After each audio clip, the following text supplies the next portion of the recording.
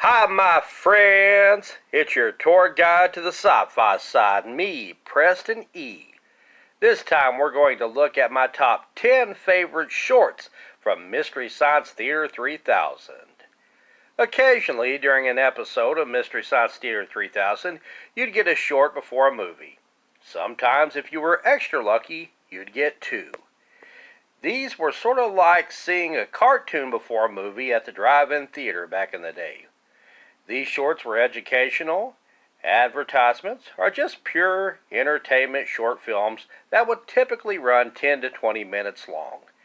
Here are my favorites in order of their episodic appearances. The first short on the list is from Season 2, and it's called X Marks the Spot. This was the first non-serial short in the history of MST3K. It's about a man named Joe, and he is called up to heaven after getting into an auto accident. This careless driver was assigned a guardian angel in training who must plead this man's many traffic violations before a judge angel. The guy sped and violated safety rules on the road. He was sort of like the 1940s version of Justin Bieber. Oh, baby, baby, baby. Promise I'll never do that again. Anyway, the driver, after being killed and sent to heaven before the judge, is made to hear all of his previous driving violations, as we, the audience, are too. Hey, what did we do?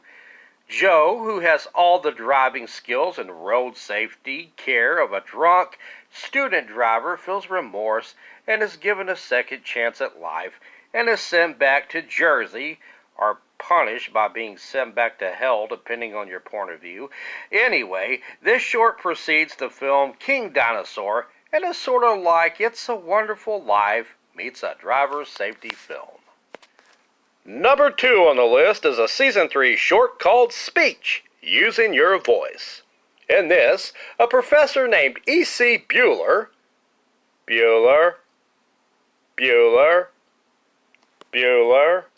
sorry, I had to get that out of my system. Anyway, Professor Bueller teaches us how to be better speakers with the aid of his handy-dandy, shiny, beautiful wire rack. He wants to make sure we are heard and pleasing. That is, heard, understood, and pleasing. And he uses a handful of unfortunate speakers as examples for us to mock and ridicule and avoid being at all costs, lest we bring shame on our family, ancestors, and descendants for generations to come. Remember, it's important to be heard, understood, and pleasing.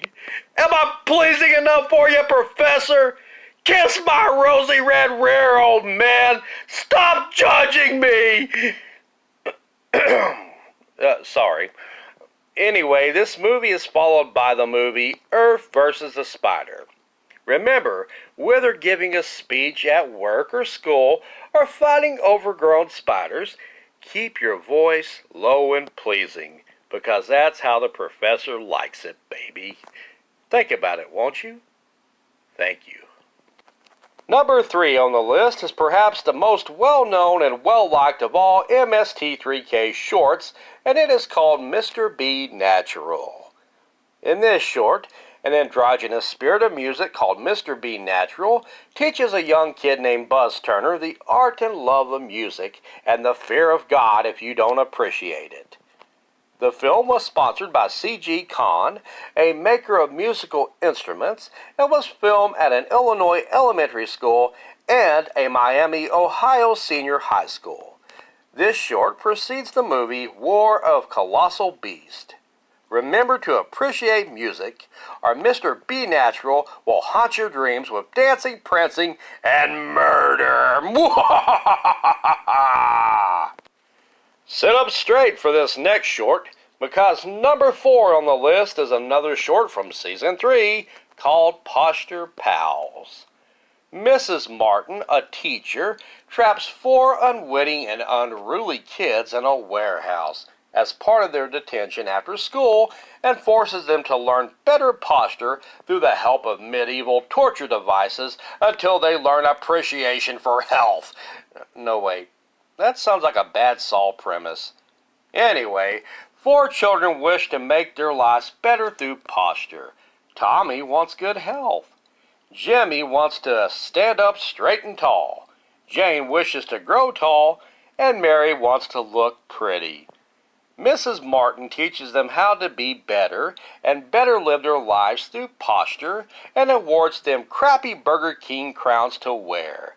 The kids would go on to be alienated and live the rest of their lives ostracized from society, but at least they look good in the process. The movie that follows is a Tor Johnson classic called Unearthly. Time for go-to posture class, Tor. Number 5 on the list teaches us to appreciate our parents in the aptly titled short called Appreciating Our Parents. Like the short Posture Pal, this short precedes the movie Unearthly. This short is about a boy named Tommy who can't do anything for himself, and the snarky narrator of the short shames Tommy for being such a lazy, good-for-nothing slacker and a burden on his family, as he implores Tommy to become a team player with his mom and dad by helping them keep the house clean and to take better care of his clothes and toys, or the hottest fires of hell will surely consume young Tom's little body. Sorry, I did it again, didn't I? Anyway, Tommy actually learns what Mom and Dad do after he goes to bed, and that is to try and make another better kid since Tommy was such a dismal failure. No, sorry, wait. Actually, Mom and Dad clean up after themselves and after their sloppy son while choking back resentment for him. Tommy, however, redeems himself by deciding to become a better son and help his parents out while getting the snarky, annoying, judgmental narrator off his back. Interesting side note, the director of this short, son, Skip, plays Tommy. I'm sure there's a story there we may never know about. Number 6 on the list is Out of This World. It's a short about an angel and a very flamboyant and theatrical demon who battle an epic tale of good and evil for the rights to dominate bread delivery truck drivers. Yeah, I don't know. You learn a lot about the different types of bread in this short and how to display them for sale. Plus, you learn good bread salesmen and delivery techniques versus bad ones. This short is good for entertainment purposes and I suppose helping you become a better bread delivery truck driver and to help you bring home the bread. Sorry. The short precedes the movie High School Big Shots. Number 7 on the list is from Season 7, and it's a short called Once Upon a Honeymoon. This is one bizarre fever dream of a short, as a songwriter and his wife must put off their honeymoon, as the husband must quickly write and complete a song to please a theater diva at the orders of his boss via phone. The lady, like any frustrated wife, constantly denied of a honeymoon with her hubby, breaks out a bread roller and a cleaver and goes on a rampage to put an end to her husband's demanding boss and the pesky theater diva. No, wait. Man, I need therapy. She actually fantasizes about a new home and decor and dances and sings show tunes with the help of fairy dust or some white powdered substance sprinkled on her by a nerdy fey angel. What? Anywho, Once Upon a Honeymoon is not to be confused with the Cary Grant and Ginger Rogers film of the same name.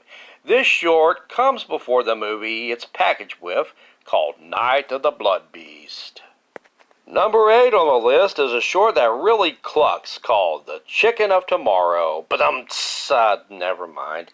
In this short, we get to see our fine-feathered mother clucking friends as we see their growth process, and a mention of how gas stations and oil are important to the poultry industry.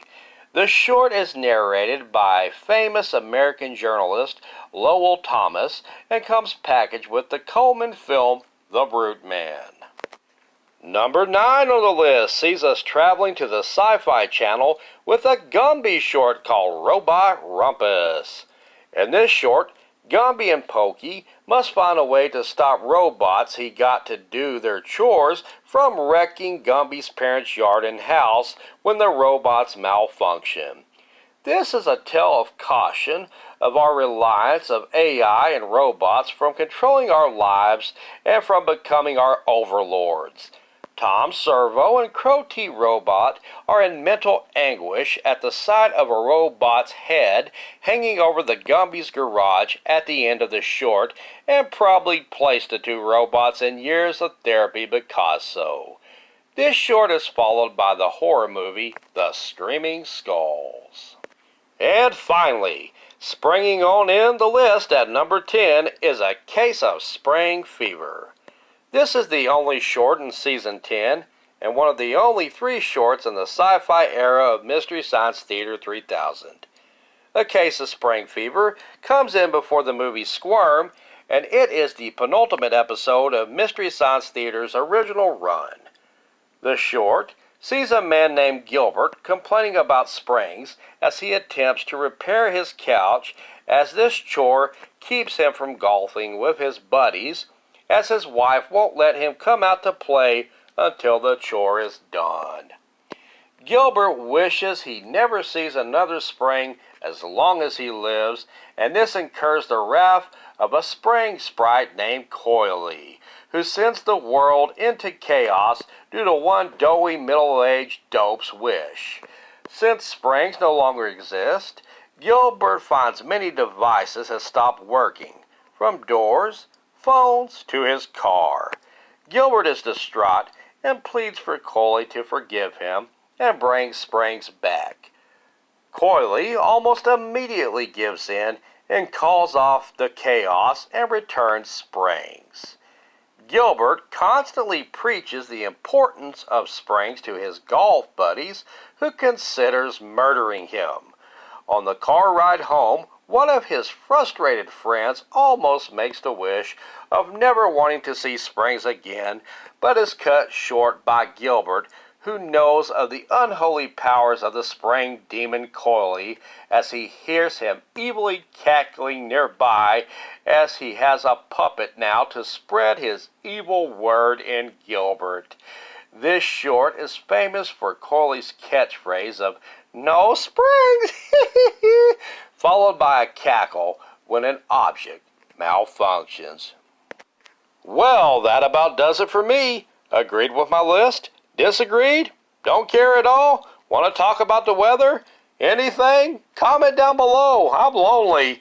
Like, subscribe, and share, or Coily will come for you and unleash his brand of hell.